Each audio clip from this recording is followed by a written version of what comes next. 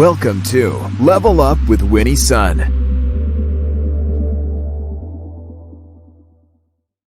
Well, hello. Thank you so much for tuning in today. Happy Tuesday to you. I hope you're having a nice week. You know, I'm celebrating this week still once again because as you know, this week was so special with International Women's Day yesterday. And, you know, I found out last week that hashtag Winnie's Son has been shared over 25 billion times. So I feel like we should almost celebrate that a billion times. No, I'm totally kidding, but very, very grateful for all of you for tuning in and sharing and being a part of this show. And if you're joining us on a replay, a quick hello to you. Thank you so much for tuning in. Please include in comments the word replay so I get to catch your view. And I want to welcome my friends at Modern Mom because we are now also streaming to you so that you can stay on top of important, relevant, very interesting business and fun news here.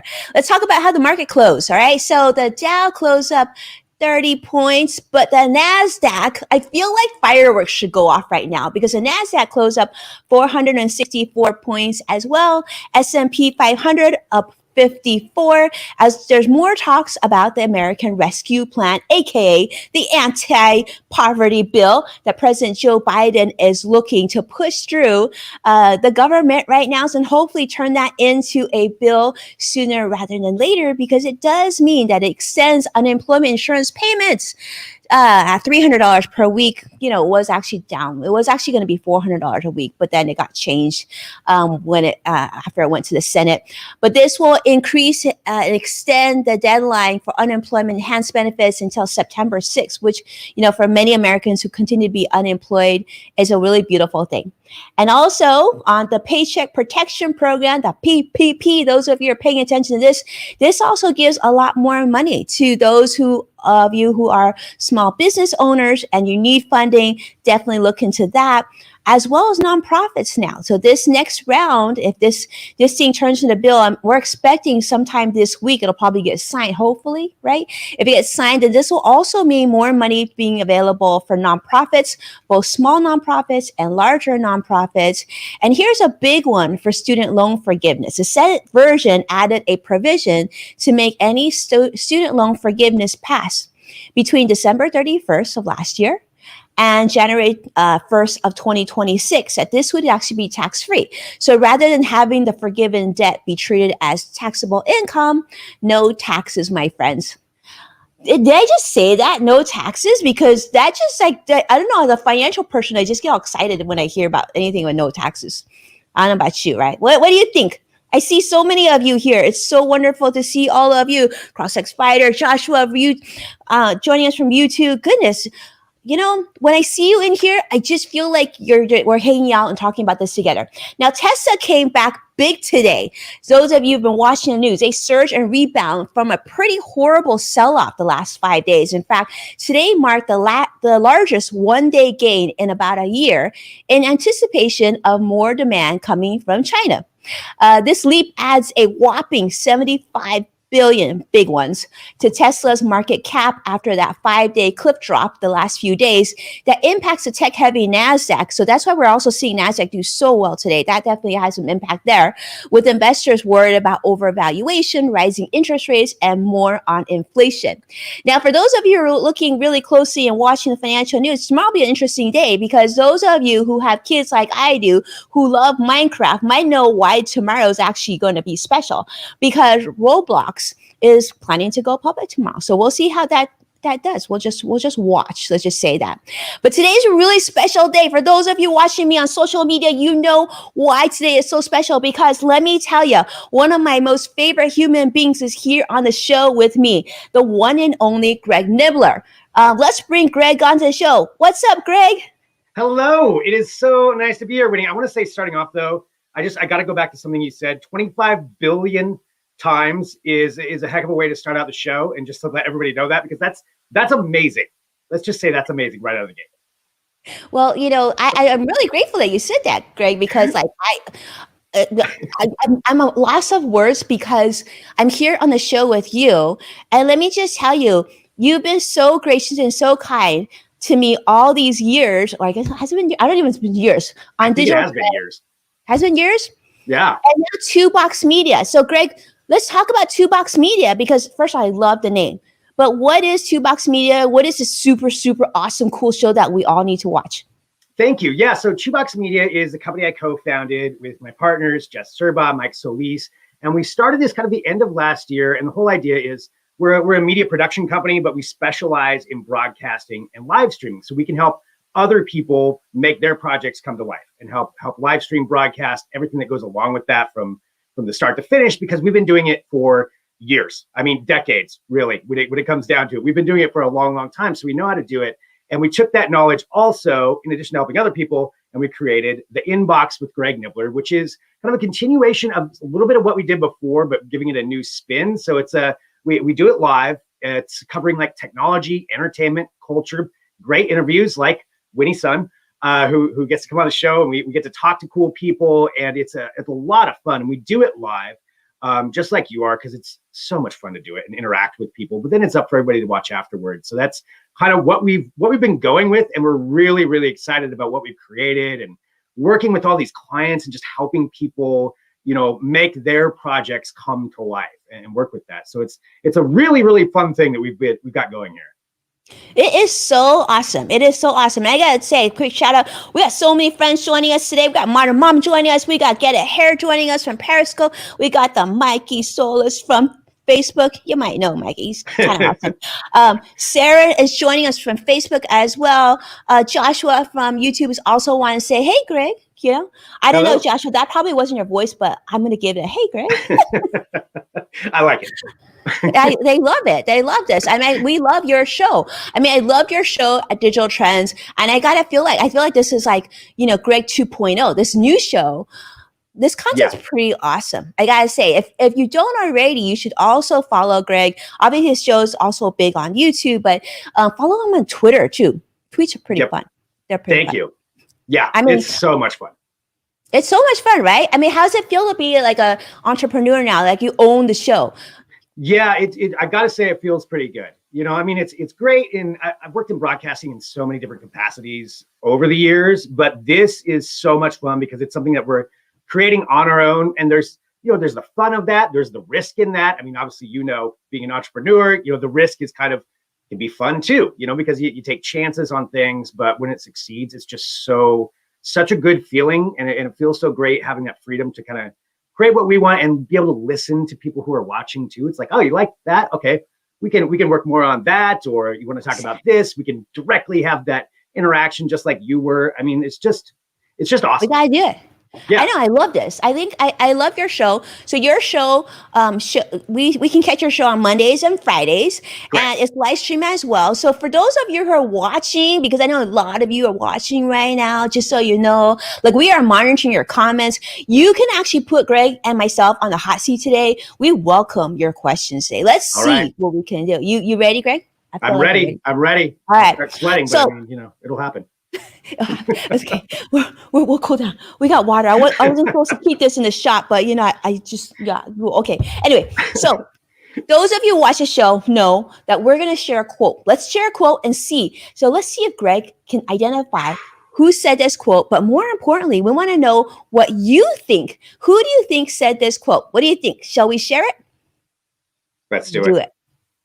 All right.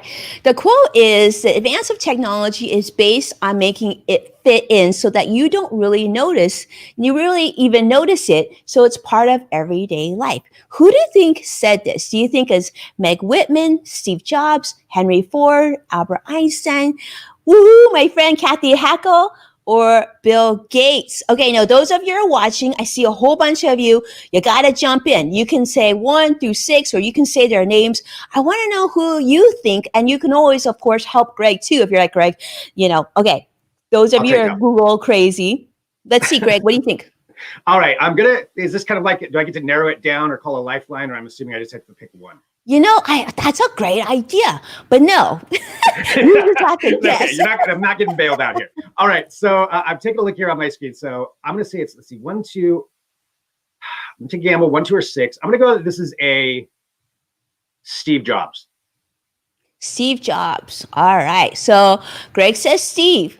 What do you all say? All right. So I'm watching you, Sarah, Joshua. Robin, let's see. Who do we think? Get it hair? One of these get a hair. You're gonna have to let me know your real name because I would love to know who. Lena. All right. So I think you're all shy right now, and that's okay. While we go through this process, let's just say, like Greg is really good and really smart at a lot of things, but this is one time he got it wrong. But that's okay. So we're gonna say, okay, Joshua's saying Steve Jobs as well. All right, Greg, let's give you a second chance. It's not Steve Jobs. Who else could it be? I'm gonna say, okay, so advanced technology based on I'm looking at my laptop now just to really give it a thought here. This is going to be really bad though if I get it wrong. Maybe it's speaking to you. Okay, since it's not Steve Jobs, it might have a financial term built into it. Okay. Okay, so the profit side, Meg Whitman. Oh, I said it might have a financial term built into it. Greg, I'm kidding. Yep. No, but that was a good choice. That was a good choice. I'm sweating. Actually, see, now I'm sweating. This is okay. I'm sorry. I'm so sorry. I know this is not a way to bring your friend onto shows, right? But yes, Joshua, you win. I deserve the shame. I was. That's the thing. I was going to go with Bill Gates, and I'm like, okay, no, I got to lean away from that. Yes, I shouldn't have questioned myself the second time. I know, that's okay. That trusting ourselves is important. But I actually threw you a bogey because I put him as last. And you know how when you take the SATs, your tutor always says, always go like the middle sort of area if you don't know the answer. So I could see the direction you were going. So yeah. But, you know, wrong, but yeah, it was. All right, Greg. Well, luckily you have so much genius that we're going to pull out of you today, and this is something that we're so excited to learn more about. Let's talk about travel and talk about the future, and more importantly, let's talk about technology. And I want to talk about well, first off, are we allowed to talk about this? Are we allowed to talk about what we want to drive in the future? Because I feel like that's an important discussion, right, Greg? What's like your perfect car in your world, in your Greg mind? It depends on the situation for me. Because, if I want to go classic, then I'm going to get a Trans Am Pontiac Firebird, which probably says too much. But I like going forward in the future and just seeing how things are changing. I mean, I think it's obvious we all want to end up with a flying car. I think that is going to be the coolest thing. Nobody likes sitting in traffic. Everybody wants to get where you're going to go. And I think that's kind of like the epitome of where we can get going. Now, the question is, Greg, will the flying car drive itself? You see, I'm not a big fan of navigation. Yeah, and that's a good point. And there's a lot of companies that are working on this. I mean, you say flying car and it sounds like it's something completely science fiction. You've seen a couple of attempts with it, but it really is something that people are working on. But there's a couple of different ways that it's going. There's actually, cars that a person would drive. You'd get a license for whatever the FAA would require you to get for that. And then you would actually drive it and fly it. There's a European company that just is getting some approval right now for that. They said they might have it out even next year to where you can see something like that, where it's a little car. It's got wings that fold out.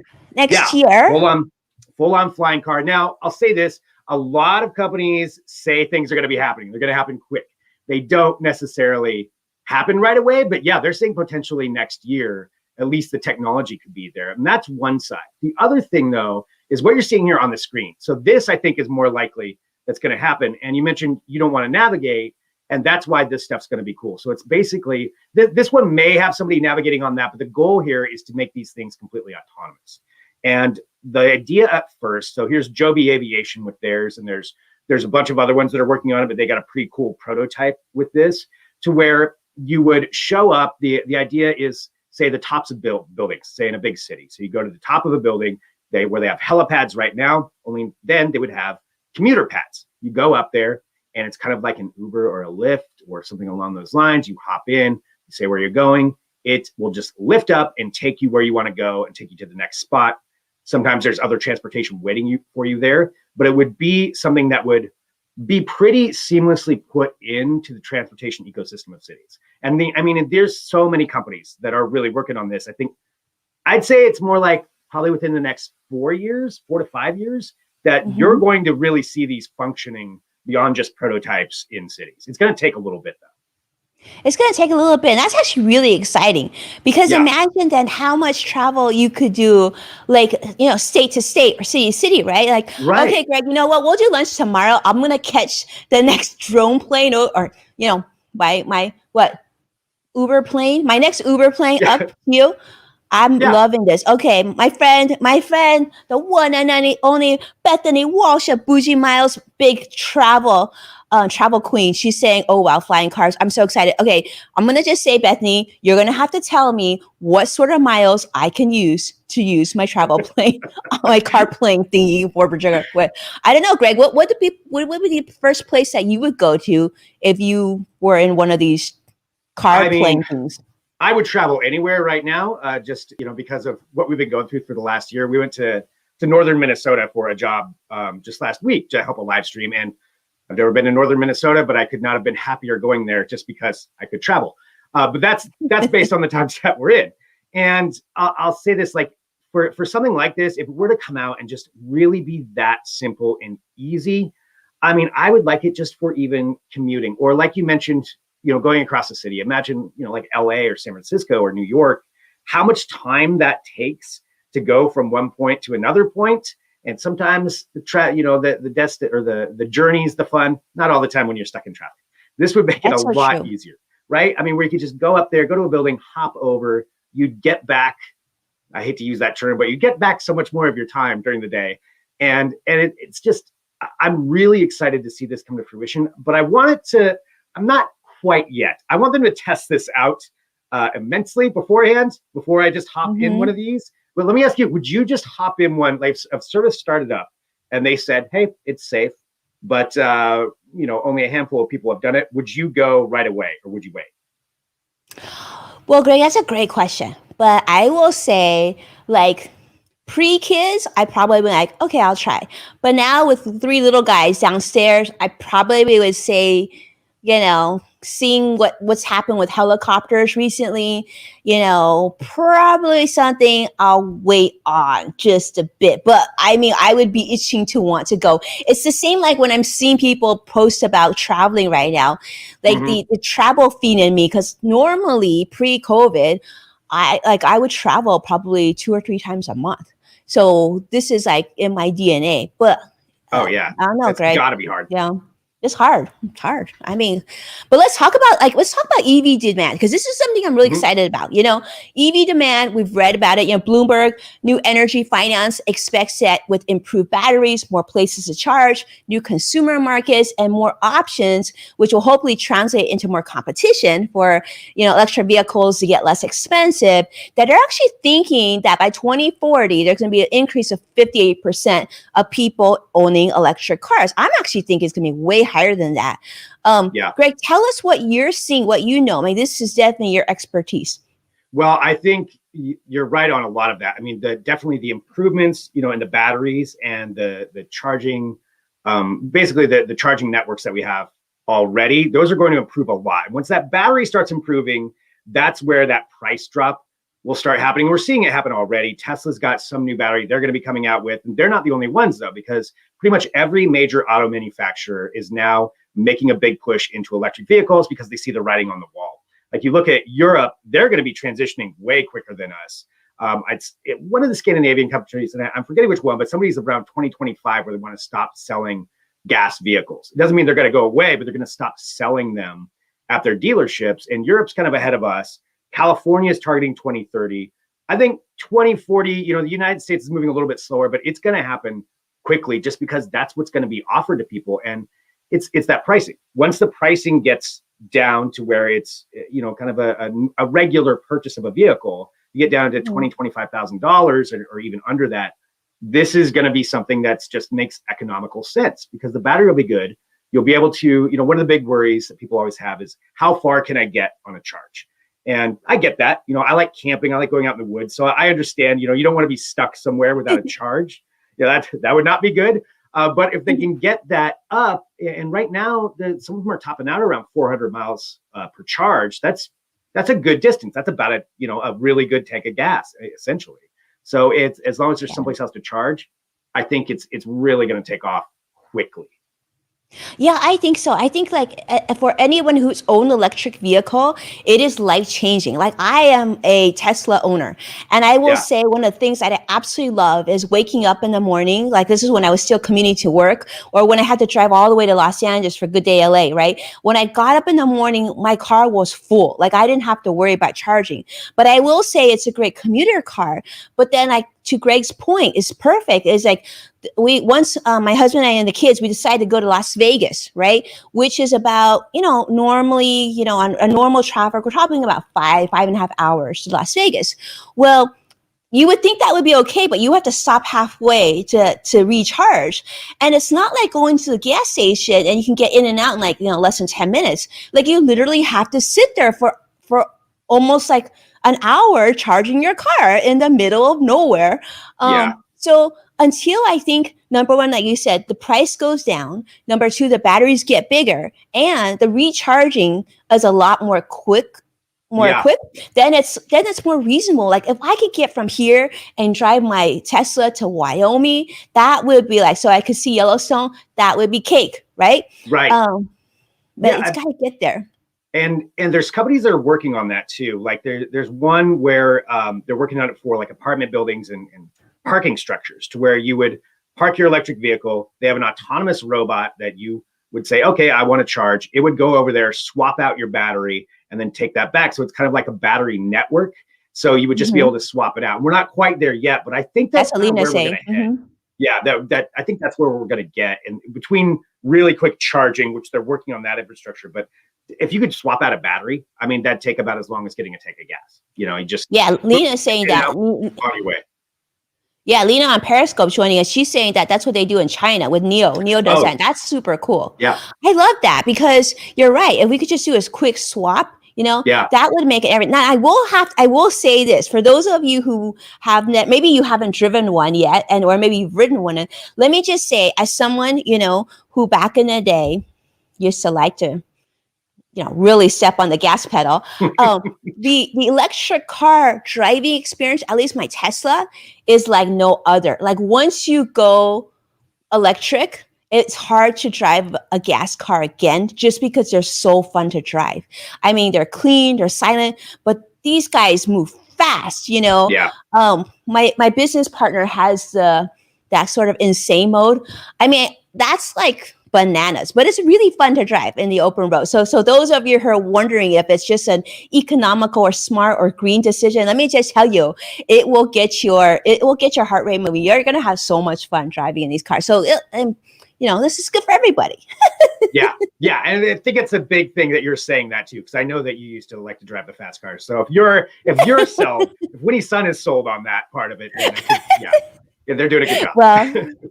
Well, Greg, I'm curious to see so right now, I guess when you're looking at this, what excites you from what you're seeing, what you're reading right now? What I know you said this is going to probably come sooner rather than later, but maybe you could talk about what do you love about what's happening now, and what would you like to see change more so than isn't being maybe thought of now by some of the traditional car companies?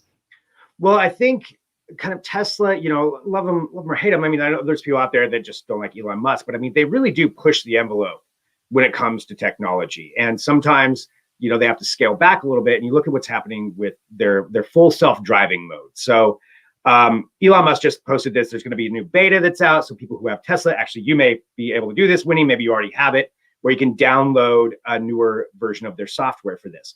I will say this, something that's a little bit of a misnomer, that when it says full self-driving mode, it's not actually that. You're supposed to keep your hands on the wheels and follow those things. But it is, the technology is there to where realistically, if the regulations were at the same speed, probably safely. Now there are some, there's some bad stories out there about that, and people need to pay attention. But I think that tech, if the regulations were to speed up, which is, we all know how governmental regulations work, it's probably not going to speed up any quicker than it is now. But I think that would really, really allow a lot of this tech to be utilized and to allow it to grow and allow more innovation, just because people could put it out there and test some things out. And, you look at that side of things. The other side that I think is going to be really important is the increase of like 5G and things like that, interconnectivity when it comes to cars. because the more that cars can talk to one another, that's when we start seeing those futuristic ideas of cities where cars are driving themselves and you're taking a nap in the back and traffic jams are a thing of the past for the most part. That's where we start getting to there. And we're still years away from that, but the tech is being worked on right now. There's places where they're testing this out. In Georgia, they've got this smart city where they actually test specifically that kind of stuff, where it's just cars interacting with each other. And it's really cool to see just like what's just over the horizon. Just we have to get over a few hurdles to get there. But that's the stuff that I'm excited about. I want to see that out on the road. I want to sit there and relax while I'm in the car. Yeah, let me ask you this, Greg. Have you been to the smart city? Because I feel like whoever runs a smart city needs to take you there. I would love to. I've interviewed them at least once, but yeah, I agree. I think this was right before the pandemic started. But now that we're starting to come out of some of that, I think I need to hit them up because yeah, it's pretty cool. And that is cool. Sorry, I don't remember the name of the city. I'll figure that out for the viewers. But if you look it up, Georgia Smart City, there's just so many. Oh, it's in Georgia. It's in Georgia, yeah. I'm going to have to go there too because I have a lot of friends in Georgia. Very, very cool. Okay, well, tell me about this. I'm curious about what is this term FSD, Frank Sammy Davis? So that's the full self-driving. So that's what that is with Tesla with their update. That's how they abbreviate it is FSD. So that's, again, though, I want to emphasize, and I know I say this a lot, but it's kind of it's a misnomer. It's not actually full self-driving. It's a very good marketing term. But that is their software for that. So that's their autonomous software that's going to have your car, get off of the highway for you. It's the same stuff that can, along the lines of where you can call your Tesla to you from a parking lot, and that's going to be able to take you out there on the highway and cross and change lanes. It's really exciting stuff that they're doing. And there are other companies working on this kind of tech too. They just have different names for it. But it's pretty fascinating just how far along it really is, and what your car could theoretically do for you, in a safe environment.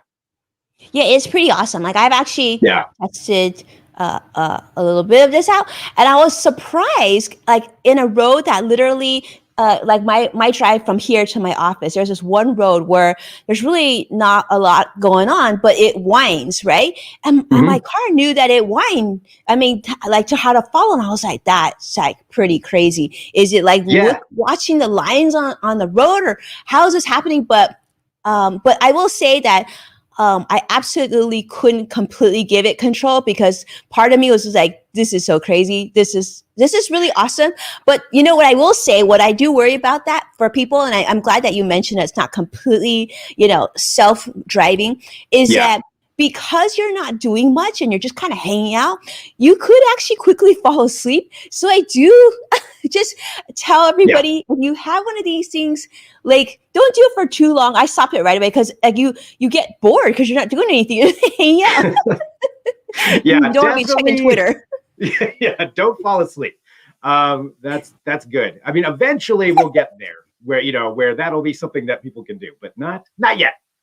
Not yet, right? It's almost like, Greg, back in the day, they had those cartoons. It'd be great if there was like, magnets on your car and the car in front. So no matter what, like you just couldn't, bump into each other. That would make me feel a lot better. Like magnets everywhere. Yeah, I like the magnet idea. I do like that, where it's just bouncing off like bumper cars kind of. Yeah. But they are working on that tech. That is stuff they're working on, where the cars would like know. So they would just have that. Have it all figured out. So they're communicating with each other, which is cool. Also kind of weird if you get too sci-fi, sci-fi apocalypse into it, where all the vehicles are talking to each other. But that's where we're heading. That's really heading. I love that. All right. Well, you know what? Since we have this really fun and we have the one and only Greg Nibler on the show, how about Lena? Lena actually hinted on this just a little bit ago.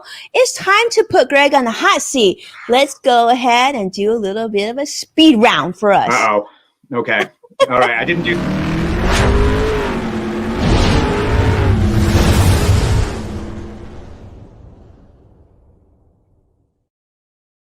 Oh, are you ready?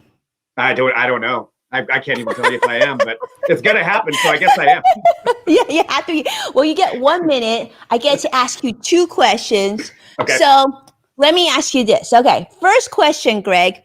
Post-pandemic, first restaurant you go to and what do you order off the menu? I already know where I'm going to go post-pandemic as soon as I can get there. It's going to be Guacamaya in Cabo San Lucas. It's one of my favorite places to go. Probably I'll get anything, chicken enchiladas and a shot of tequila. I'll say that's what I'm going to get on the menu. That sounds so good. Yeah, I'm hoping to get some guacamole on the side too, right? Absolutely. Okay, good. I want to make sure we could be friends, you see, because if you didn't like guacamole, that I would be concerned at that point. You should be concerned about anybody, who doesn't like the guacamole, right, Lena? You got a question. I know. So Joshua, I think you agree, right? Like I just feel like we need to make sure, and Bethany, I feel like we need to make sure Greg likes guacamole. Okay, so he passed the test. Okay, second question. Notice how I'm using up your time here. Not very nice, friend. But so Greg, let's talk about this. What's one thing that you've learned about yourself or learned how to do during this pandemic, and did it surprise you? I have been it's cliche, but I've been cooking more in a crock pot. I did not do that before. I'm not a big, I got one of the like Ninja Foodie crock pots that I don't know if this counts as cooking. I'm sure real chefs are like, that's just throwing ingredients. Yeah, no, that's cooking. I count it. It works for me. So I've been doing that more. I have learned that I'm not terrible at it. So I guess that's learning something. I figured something out. Okay. But so what's your top crock pot recipe? We need to know which dish. My go-to is the chicken pot pie. I've got my own custom versions. I've been doing it. I actually made one yesterday, so that's why it's top of mind right now. I'd say the chicken pot pie. The key is, I like it a little bit spicy, but not too spicy. So I put in some hot peppers and things in there like that to change it up a bit. But I mean, it's super cliche, but it really is something that I've been doing a lot more lately, and definitely I would not have done that had I not been home all the time. See, now we learned something about Greg. Okay, Let me ask you this. Have you ever tried the Instapot? Because now that I know have you tried Instapot? Have you tried the pressure cooking? Yes. So the one I have has that feature on it too. So I've been trying that out. Yeah, it's kind of a fancy one. And I was, it kind of seems like it was a bit overkill, but I mean, you can do a whole bunch with it. So I've definitely been utilizing it. I would say it's baby steps for me, as far as getting into cooking.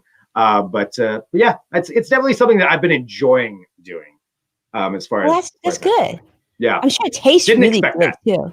I didn't expect that. So for those of you watching, I feel like since Greg is our friend now, that he needs to share his recipe with us one of these days, because that sounds so good. A slightly spicy chicken pot pie in a Ninja crock pot / pressure cooker. Yeah, it's got all the bells and whistles. Mind blown. Yeah.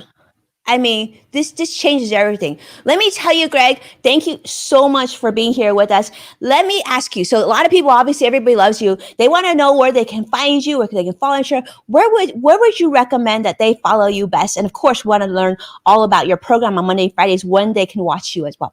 Well, thank you very much. I would say for everybody who wants to follow me, at Greg Nibler, GregNibler, on whatever social media platform. I'm on Twitter quite a bit. And then also 2 Box Media. So that's the name of our company, TWO Box Media. And from those, you can find everything that we're doing. We've got a lot of standalone videos up. So we do the live show every Monday at 10 a.m. Pacific, and Friday, actually after talking to you, we're working on the afternoon now. So we're doing 4:30 p.m. Pacific. Took your advice on that. So that's on the Fridays, but we'll post when we go live. So we'll get notification, but those are the times when we actually do it. And then those shows are up there afterward too for everybody to check out and check out all of our other videos that we've got up on the site. And it's a lot of fun. One last thing, if you're looking to live stream, we could definitely help you out on that. So let us know whatever your broadcasting ideas are. We can certainly work with you on that. How fun. Yeah. So if you want to live stream your company and your products and your services, definitely check out that as well. And it's really fun because Greg's show, if you don't watch it live, definitely watch it on a replay and let him know, let him know what you love about the show. I actually, and really, really fun fact, the beams that you see behind Greg actually were made by his team. I thought that was pretty cool. So very cool. Got to give a shout out to the one and only Jess and Mikey. So awesome. Thank you all so much, all my friends watching and supporting our program. Take a moment, if you will, to share this show with someone that you love. As a reminder, you can find full episodes of Level Up with Winnie Sun on NASDAQ, Amazon Fire, and Roku. Be well, and I can't wait to see you again tomorrow. And if you're joining me early tomorrow, don't forget Tweet Chat Wednesday. We'll join you on Twitter before we go live. See you very soon. Take care now. Thank you, Greg. Thank you.